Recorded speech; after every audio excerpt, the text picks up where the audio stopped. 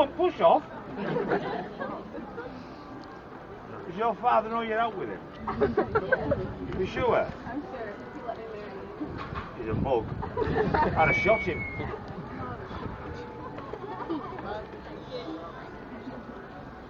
How about kids at the front? You're alright. Thank you. One of the kid at the front, not you with your phone. Can I borrow your phone a minute?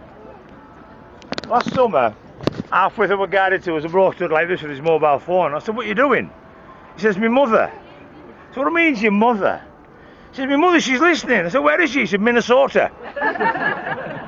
I said, put the phone down, disconnect, put your mum on a flight, get her here, get her in the Tower of London, because it'd probably be cheaper than ringing your mum on a mobile. Oh, hang on, we're recording. Oh, hang on. Can I have a Mexican wave? Go. Go on, wave.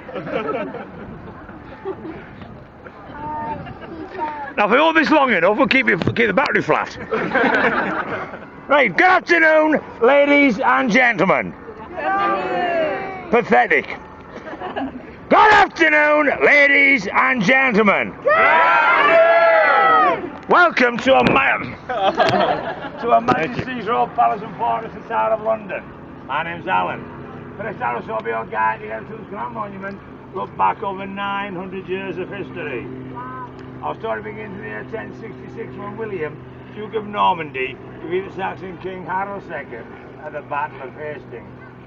William crowned himself King William I of England on Christmas Day that same year. However, it took another 12 years to convince Anglo-Saxons that he was indeed their new king. William needed somewhere for which to rule. Chose the site of an old Roman fort to the east of London. It was here, in the year 1078, that he ordered the building of a royal palace and fortress that we now know as the White Tower. We'll see that later. Did they really have windows first?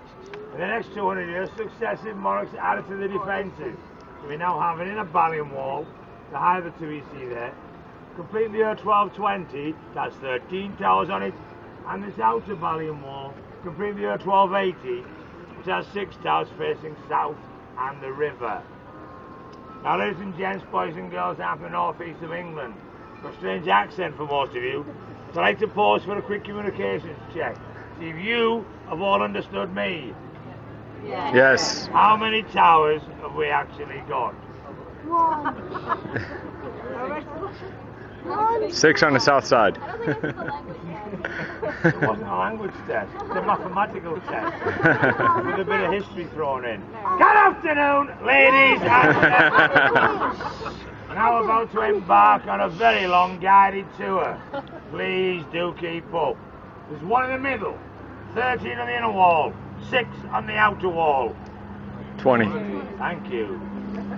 An additional defence, this moor-door ditch filled with water is 120 feet wide and was 15 feet long as you see today.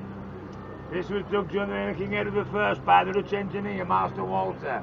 Designed to use a tidal flow of the river Thames to keep it clean, rushing in and out twice a day. This idea quickly failed. The amount of rubbish, excrement, dead dogs, people that can't count, flocks of sheep, herds of cattle, and everything else that fell into it, or was directed into it, from the city and the surrounding areas. It quickly became the largest cesspit in the country and a source of disease to all who live nearby. Now, ladies and gents, boys and girls, Hollywood would house with these things were like swimming pools. We've all seen the various movies, the hero, Mel Gibson, Kevin Costner, Errol Flynn, like diving in to crystal clear water. What a load of codswallop. Had you been around time, you could have run across it. You said didn't try and swim through it, but nobody ever went that way either. She had another formidable line of defence for the Tower of London. And the situation was to escalate over the next 500 years, until in the year 1843, the Duke of Wellington, Constable of the Tower, was granted permission by Queen Victoria to have the moat drained. Once filled in, he put it to good use as a parade and exercise area for the troops of the Tower garrison. Now, this was the first royal palace and fortress of its kind to build the country, and over the years it has had many uses. It's been a secure store for crown jewels since the year 1303. It's like their own mint before it moved out in the year 1810, an armoury for all warlike stores and provisions, a citadel to command and defend the City of London, a repository for all state documents and records. Then of our first Royal Observatory, our first Royal Menagerie or Zoo, before he moved to Regent's Park in 1835. And last but not least, must rank as the most important prison in the country. Now, on the subject of prisons, I'd like you all to turn around and look up the hill. This was built for the Port of London Authority, which will control all shipping on the River Thames. That wonderful building has absolutely nothing to do with the Tower of London. So why are you not looking at it then? But it stands a very good mark because it is important to the tower. Because in front of that building is a large tree. In the shade of that tree you'll find the first public gallows of the City of London, established there in 1465 by King Edward IV. No less than 125 men of noble birth were to lose their heads to the block and axe. And now you can all turn around. In 1381, Simon Sudbury, Archbishop of Canterbury, became the first person to die there during the Peasants' Revolt for daring to introduce a poll tax. Some 7 years later, in 1388, Sir Simon Burley became the first person to be legally executed up there. And by strange coincidence, another Simon, Simon Fraser, the Lord Lovat, became the last person to be executed up there in 1747 for his part in the Second Jacobite Rebellion. Gentlemen, there is a moral to my tale. If your name is Simon, don't venture back up on Tower Hill. You never know. Now, ladies and gents, this is the bit where you do some work. You work with me. I'd like you all to use your vivid imaginations. The vivider the better. Now look, I've heard all the excuses.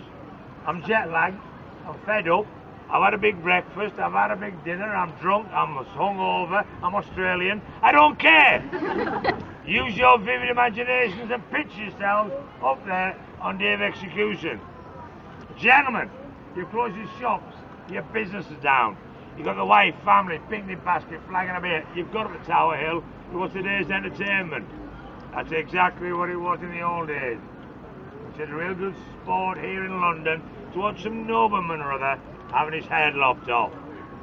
So there we all are, milling around up on Tower Hill. As many as 100,000 people would attend a good execution. You watch as the prisoner is marched up the hill by the sheriffs of London. Once that prisoner mounts the steps of a scaffold, a raised platform, and aim you all to see. You listen as he gives you his final speech. You watch close as he takes out his purse, removes a couple of gold coins, and puts it in the hand of the executioner, trying to ensure a quick, clean death. Today, of course, we know that as severance pay. And goes down on his knees, last praise to his maker, or placed his neck upon the block of oak.